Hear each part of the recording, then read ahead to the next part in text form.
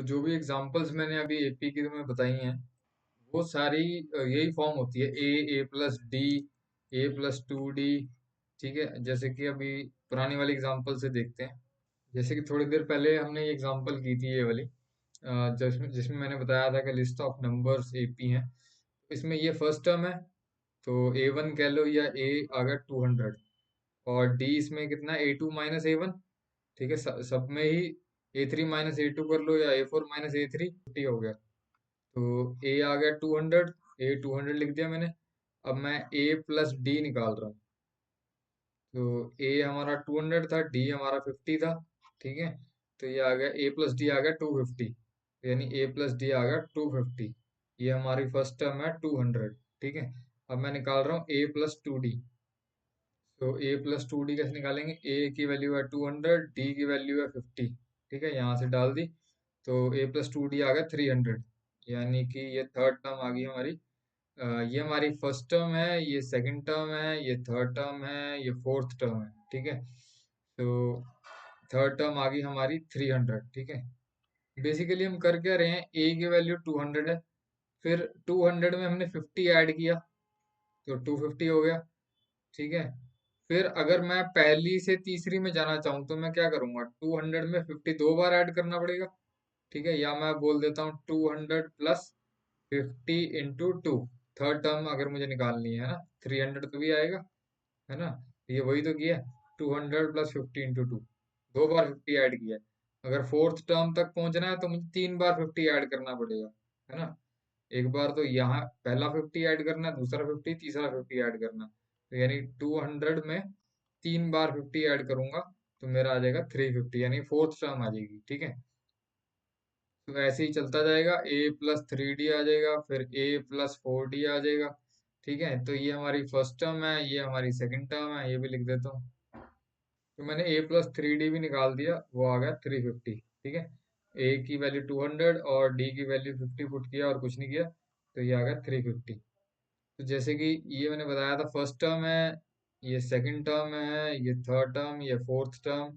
ठीक है ना, तो उसी तरह ये भी फर्स्ट टर्म है, ये सेकंड टर्म है, ये थर्ड टर्म है, ये फोर्थ टर्म है। First term, second term, third term, fourth term, वही लिखा है मैंने यहाँ पे।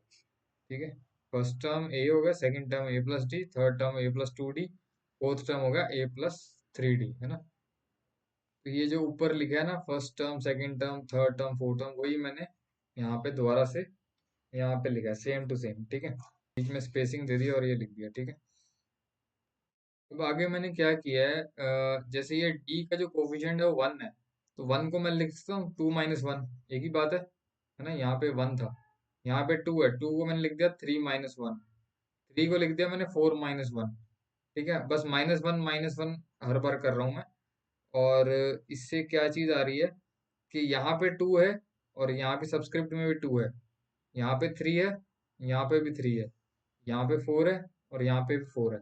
ठीक है, तो इसको सॉल्व करूंगा तो क्या आएगा, ए प्लस थ्री डी आएगा, वही आ गया। इसको सॉल्व करूंगा तो क्या आएगा, ए प्लस टू डी आएगा, तो वो आ गया। इसको करूंगा तो ए प्लस डी आ जाएगा। ठीक है, बेसिकली मैं जनरल फॉर्म से nth टर्म ऑफ एपी निकाल रहा हूँ। ठीक है, जनरल फॉर्म मैंने तुम्हें बताया था स्टार्टिंग में, क्या लिखा था, ए, ए प्लस डी, ए प्लस टू डी, ए प्लस थ्री डी।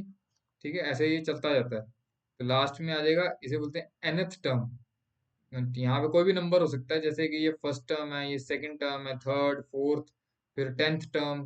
तो टेंथ टर्म नहीं पता तो हम, या फिफ्टींथ टर्म, तो यहाँ एन की वैल्यू 15 डाल दूंगा तो फिफ्टींथ टर्म आ जाएगी, तो इसे बोलते हैं nth टर्म। ठीक है, तो यहाँ से हमारे पास, मतलब कि जो भी सब्सक्रिप्ट होगा ए एन, जैसे यहाँ वन टू थ्री फोर, अब मैं लिख रहा हूँ N is equal to A plus, जो सब्सक्रिप्ट यहाँ फोर था, यहाँ फोर था, अब यहाँ एन है, तो यहाँ हो जाएगा एन माइनस वन डी। ठीक है, तो ये हो गया हमारी nth term of an AP. ये फॉर्मूला हम यूज करेंगे nth टर्म का, nth term of an AP. जैसे कि मुझे सपोज करो नाइन्थ टर्म निकालनी है, तो मैं सिंपली क्या करूंगा, यहाँ पे एन की जगह नाइन लिख दूंगा। कुछ बुक्स में यहाँ पे ऐसे टी नाइन भी लिखा होगा, इसका मतलब है कि नाइन्थ टर्म, टी नाइन मतलब नाइन्थ टर्म, लेकिन एनसीईआरटी में ए नाइन यूज करते हैं। तो नाइन्थ टर्म आ जाएगी A+9 - 1D। तो उस एपी का जो फर्स्ट टर्म और कॉमन डिफरेंस दिया होगा, तो मैं डायरेक्ट नाइन्थ टर्म भी निकाल सकता हूँ। ये नहीं कि जैसे मैंने एग्जांपल दिया था, पहले 200 करूंगा, फिर 50 ऐड करूंगा, फिर और 50 ऐड करूंगा, ऐसे करते करते नाइन्थ टर्म तक जाऊंगा, 50 50 ऐड करते करते। तो वो वैसे भी कर सकते हो, लेकिन अगर मान लो 50th टर्म निकालनी हो, फिर 100 100th नंबर पे कोई टर्म है वो निकालनी हो, या 1000 नंबर पे कोई टर्म है वो निकालनी हो, तो कैसे निकालेंगे? तो बहुत टाइम कंज्यूमिंग हो जाएगा अगर हम ऐसे करते हैं। तो उसके लिए फिर हम ये फॉर्मूला यूज करते हैं। नेक्स्ट एक्सरसाइज में है ये topic, nth term of an AP.